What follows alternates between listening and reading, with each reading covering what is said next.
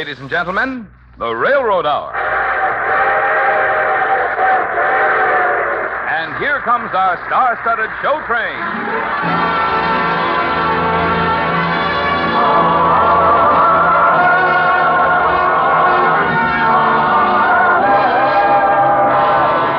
Tonight, the Association of American Railroads presents the great music of Tchaikovsky in a new Lawrence and Lee operetta, Swan Lake, starring Gordon MacRae with his charming guest, Dorothy Warrenshaw.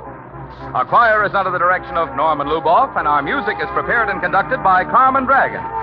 Yes, tonight another new musical play is brought to you by the American Railroads, the same railroads that bring you most of the food you eat, the clothes you wear, the fuel you burn, and all the other things you use in your daily life. And now, here is our star, Gordon MacRae.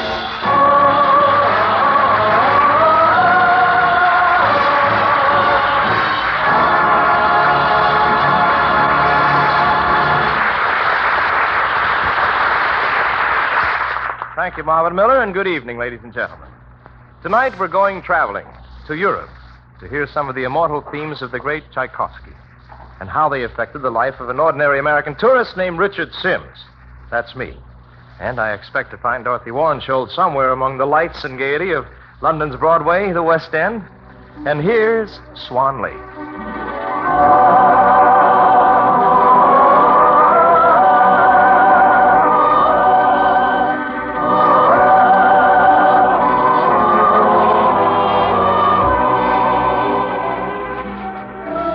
I'm a romantic fellow.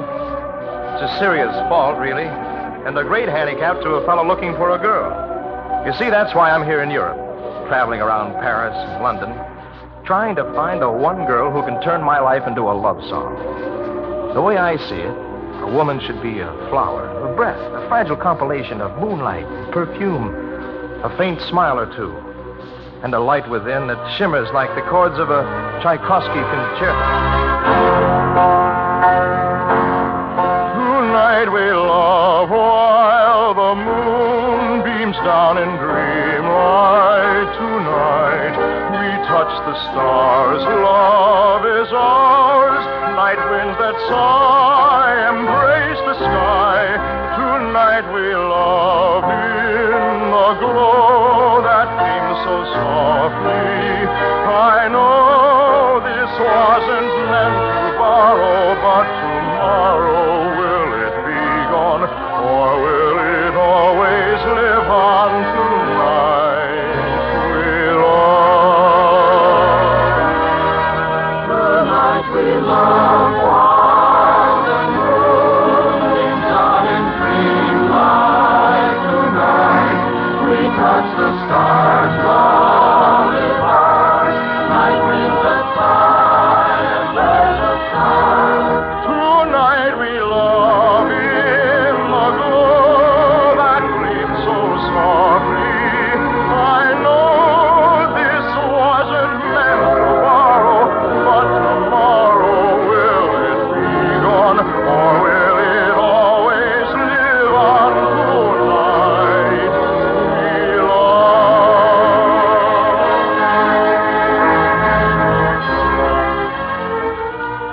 But I've never managed to find that love.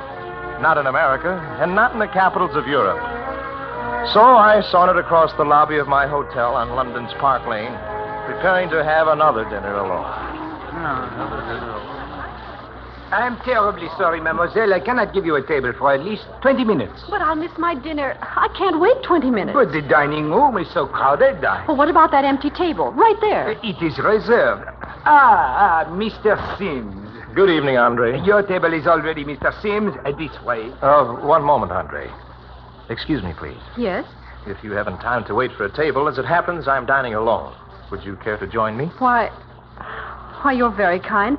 Thank you so much. It will be dinner for two, Andre. Very good, Mr. Sims. Follow me.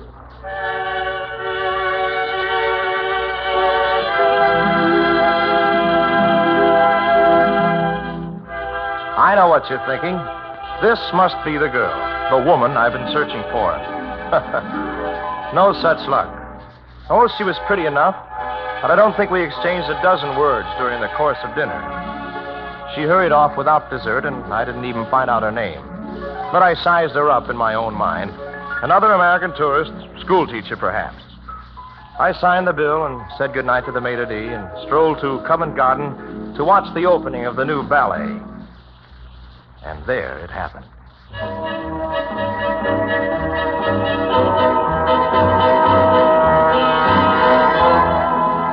There on the stage of Covent Garden, I saw her, the girl.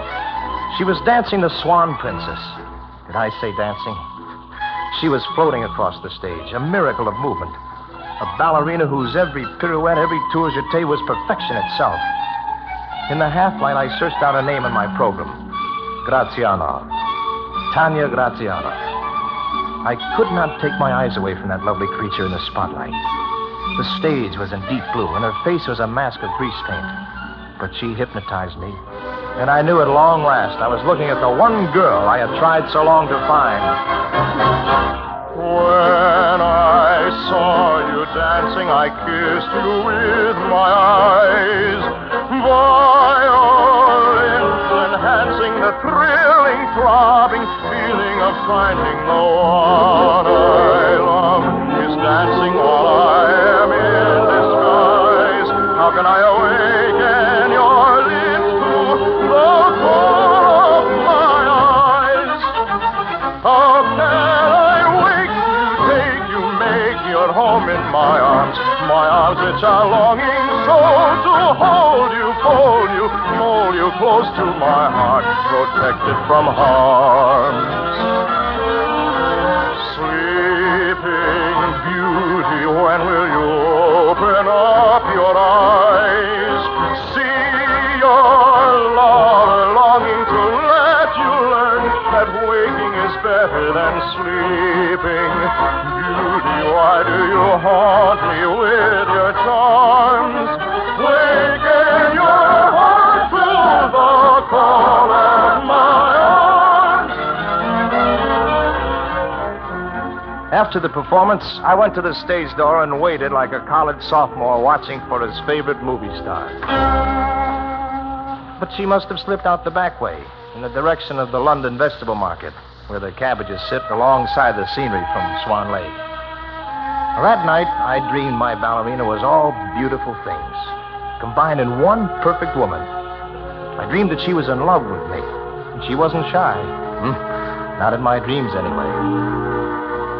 We strolled along through the heather, and it was June on the Isle of May. Your lips were sweet as the heather. Love was in bloom there on the Isle of May. Close in your arms, heaven opened its doors. Then, like a fool, I sailed away. But our love will bring us together when it is June on the Isle of May. You were lovely, I was lonely. It was springtime, and we fell in love.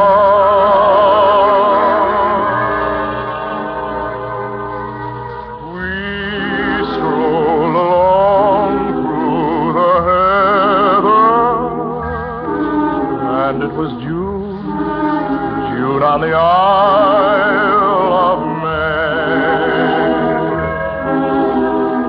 Your lips were sweet as the heather. Love was in bloom there on the Isle of May. Close in your arms, heaven opened its doors. Then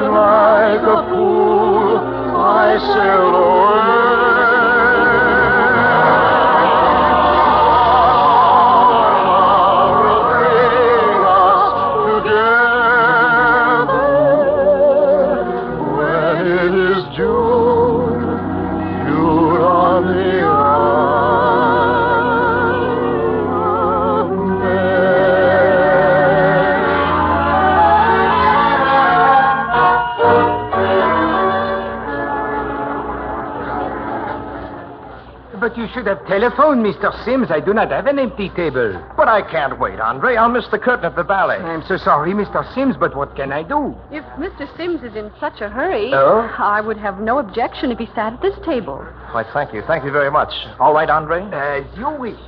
It's very kind of you. Oh, turnabout's fair play. Did I hear you say you were going to the ballet again tonight? Why, yes. Would you care to join me? Oh, good heavens, no. How can you sit through a ballet? Why, it's the purest art form in the theater. Nonsense. I find it grotesque. My dear lady. A bunch of bandy-legged swan maidens cavorting about the stage, jumping up and down, waving their arms. I think it's silly. Obviously, madam, you have never seen Tanya Graziano dance the Swan Lake. As a matter of fact, I haven't. Who is she? The greatest ballerina in the world, that's all. Oh, do you know this paragon of Covent Garden? Well, yes. Yes, I do. I'm one of her greatest admirers. In fact, Yes? I'm in love with her. Andre, a menu, please.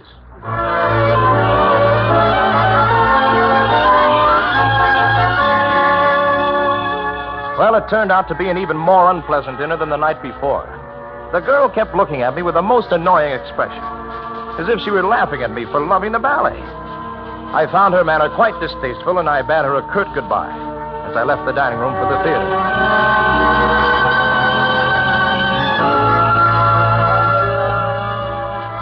But I was due for a disappointment. Tanya Graziano did not even appear upon the program. Sadly, I wondered if this could be the end of my one-sided love, and if my brief glimpse of the dancer must be a story with an unhappy ending.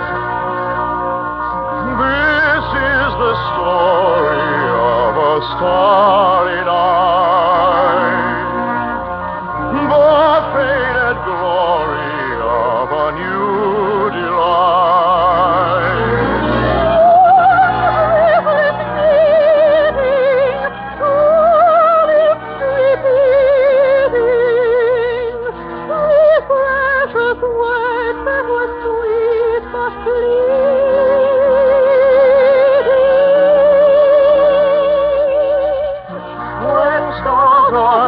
My heart keeps wondering why our first good night became our last goodbye. I pray that someday love will in some way bring back the story of a starry night. This is the story of a starry night, the faded glory of a new delight. One breathless meeting,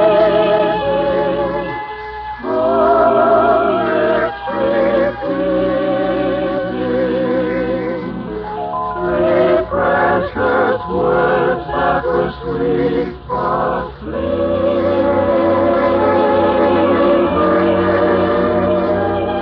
when stars are bright, my heart keeps wondering why our first good night became our last goodbye.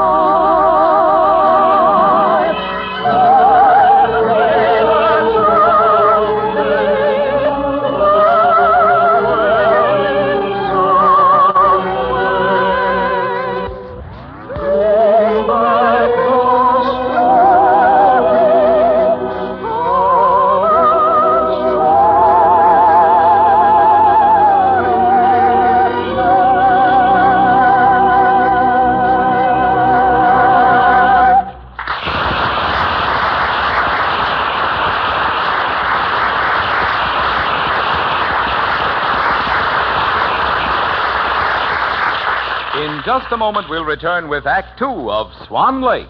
Say, Marvin, I was on a train the other day and noticed that the conductor had a star and one bar on the sleeve of his uniform. Now, just what does that mean? Well, Gordon, that indicated that the conductor had completed 30 years of service on his railroad. You see, a star counts 25 years and each bar 5 years. And whether it is the conductor or any other employee of the railroads, you'll find that he's proud of his service, which, like that of the conductor you saw, Gordon, is generally of many years. And you'll find, too, that railroad men and women are proud of the traditions that have grown up about their jobs since railroading began in America well over a century ago. Traditions of good service, dependability, courtesy, and friendliness. For the railroads, with their tremendous investment in equipment and facilities of all kinds, have only good service to sell. Railroad men know that the service must be good, and they work together to make it better in every way. And besides the vital role they play in providing the nation's essential transportation service, railroad men and women are good citizens and good neighbors in the towns and cities in which they live. Last year, more than 1.25 million employees of the nation's railroads were paid more than $5 billion in wages, more than half of every dollar taken in by the railroads. This money was spent in communities in all parts of the country to help support local businesses, civic organizations, schools, and churches. Yes, railroad people are good citizens and good neighbors who work together in helping to provide the dependable, economical mass transportation service upon which our nation depends.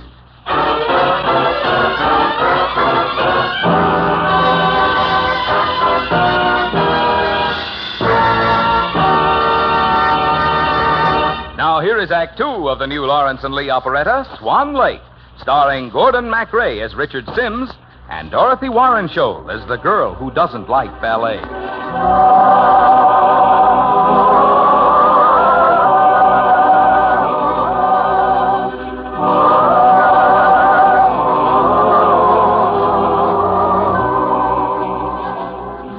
Of course, she didn't dance every night, my dream girl of ballet.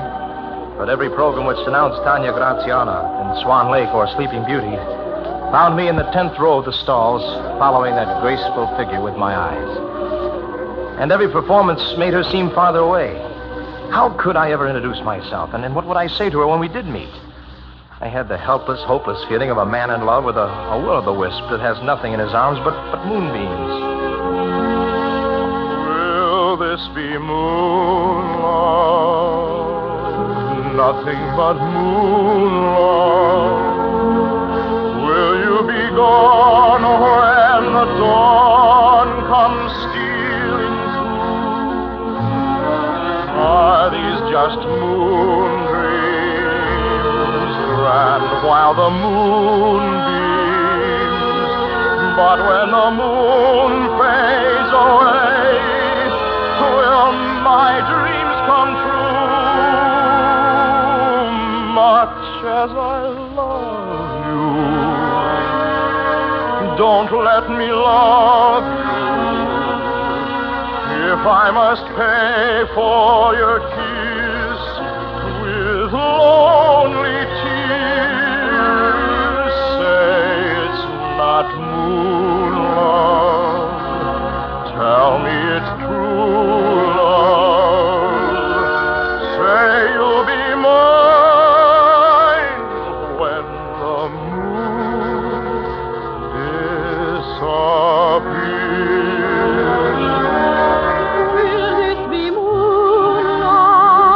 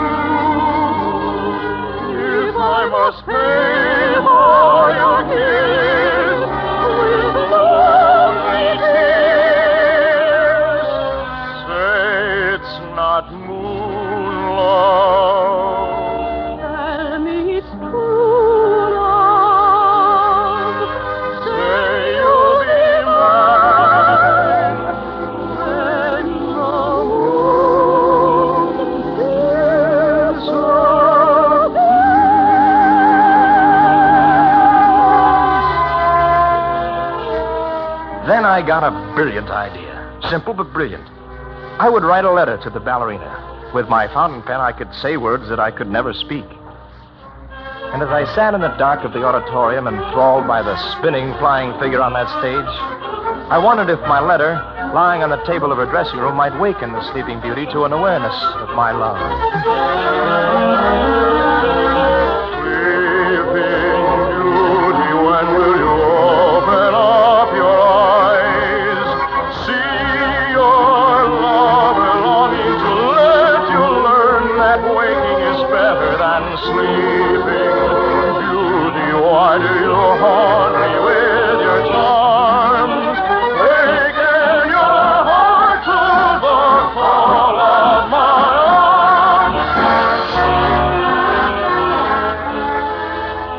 In my box at the hotel that evening, a letter.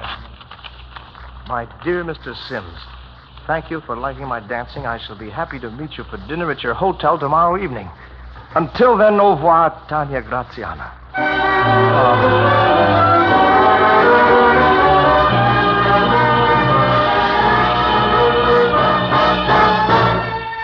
Was it possible? I couldn't believe my own good fortune. We would actually be dining together. Oh, I counted the seconds until the dinner hour. I held my breath as Andre brought me to my table. This way, Mr. Sims. Follow me, please. Good evening. But, Andre, what is this young woman doing here? You have been dining together. When you asked for a table for two, naturally, I thought... Do you mind?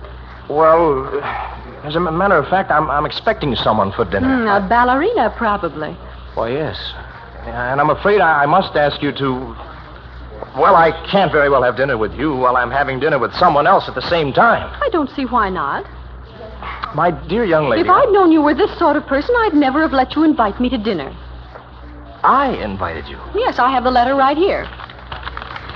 My dear Miss Grazianoff. What? May I dare to add my poor plaudits to those of the adoring audiences whom you hold spellbound? Why, you stole that letter. You're not Tanya Graziano. Of course not. Why, you're an American. How clever you are. I demand an explanation. Did you ever hear of a ballet dancer named Thelma Green? No. And you never would have if I hadn't changed my name to Tanya Grazianoff. Why, if a ballet dancer doesn't have a Russian name, it's like doing Swan Lake without a tutu. I beg your pardon? That little skirt I wear. You didn't recognize me in it, did you? On the stage, you're taller. Well, on my toes I am. Poor Mr. Sims. You wanted to open up my eyes to your love. But I'm afraid you're the sleeping beauty. Please, madam. And if you're the sleeping beauty, then I must be the beast. For I've been a dreadful tease, haven't I? If you'll excuse me, please. I most certainly won't excuse you. You asked me to dinner, and now you've got to go through with it. You see, I like you very much, even though you are quite stuffy and something of a bore at times. Am I stuffy? Quite. But you'll get over it, I'm sure. You led me to believe that you liked me a little. At least you liked my dancing. I adore you. The only reason I didn't like you is because you said you didn't like yourself. And you didn't tell me that you were yourself. Well, how was I to know that you didn't know that I was who I was or who I wasn't? It's all terribly complicated, isn't it? Not really. I think we're falling in love. That's a very simple thing, isn't it? Well, opinions have been known to differ, but I'm sure love can be very simple and wonderful. Shall we fall in love and find out? I already have.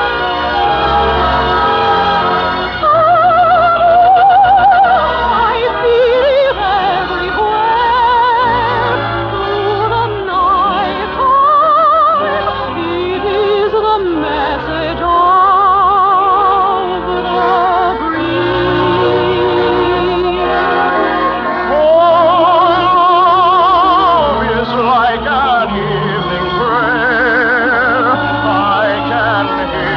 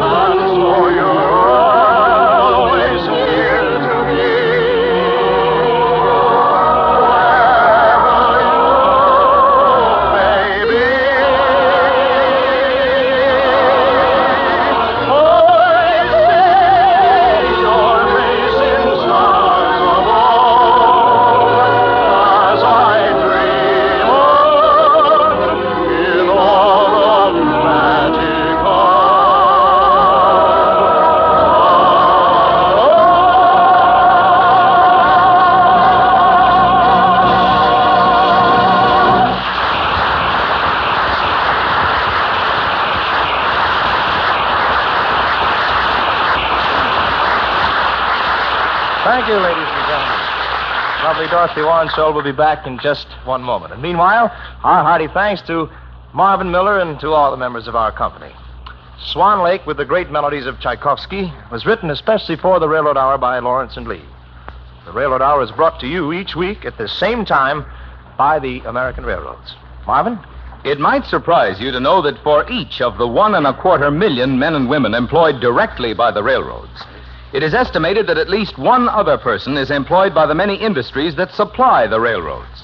Railroad purchases of materials, supplies, fuel, and equipment, which last year amounted to more than $3 billion, represent a virtual cross-section of the output of American industry and agriculture. Thus, in providing the nation's leading transportation service, the railroads not only create millions of jobs, but are also one of America's best customers.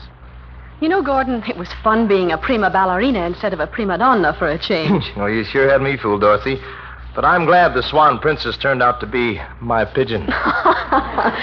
What's on the show train next Monday night? Well, Carmen Dragon may be out of a job next week, for I'm doing the title role in a new musical play called Maestro. It's all about the adventures and misadventures of a big symphony orchestra on tour across the United States. Do you need a soprano to sing with your orchestra, Maestro McRae? Well, we do, Dorothy, and you have the job. Ah. If you'd like to sing some of the stirring melodies from the Romberg and Lehar operetta, I certainly would, Gordon. well, then watch for my downbeat next week. I'll be seeing you then, Maestro. All aboard! Well, dear friends, it looks as if we're ready to pull out, and so until next week, and the world premiere of a new Railroad Hour play, this is Gordon MacRae wishing you all good night.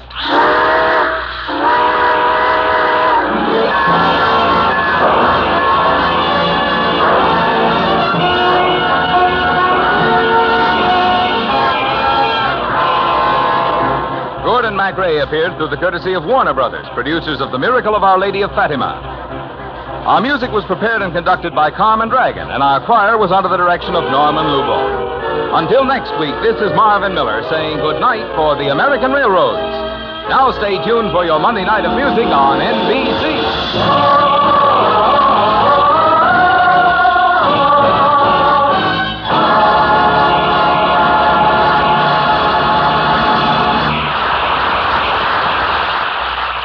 This evening, Eugene Connolly stars on The Voice of Firestone on NBC.